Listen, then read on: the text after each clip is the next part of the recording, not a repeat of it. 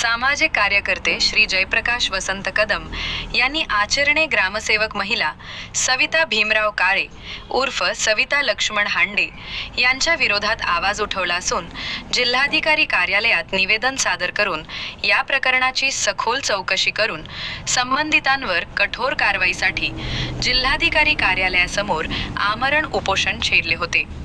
आचरणे ग्रामसेवक महिला सविता भीमराव काळे उर्फ सविता लक्ष्मण हांडे आणि त्यांचे पती विस्तार अधिकारी लक्ष्मण हांडे यांनी आपल्याला 3 अपत्य असल्याचे लपविले व अपंग असल्याचा खोटा दाखला देऊन शासन सेवेत घुसखोरी केली।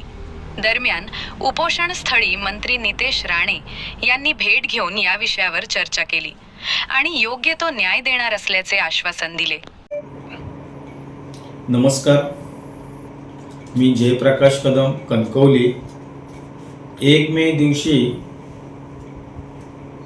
सिंधुदुर्ग ओरस येथे उपोषणास बसलो असता त्या उपोषण दरम्यान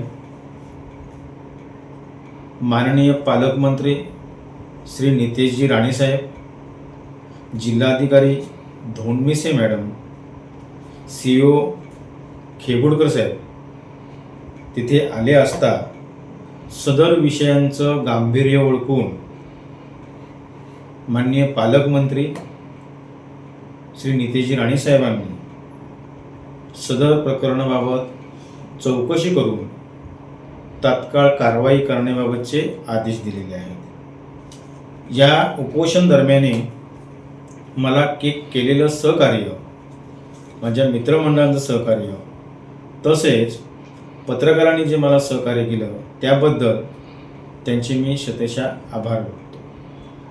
तसेच यापुढेही जिल्हावासियांना कोणत्याही अधिकाऱ्यांकडून अशा प्रकारचा कोणताही त्रास उद्भवल्यास त्या ठिकाणी जिल्हावासियांसाठी मी नेहमी हजर असेन।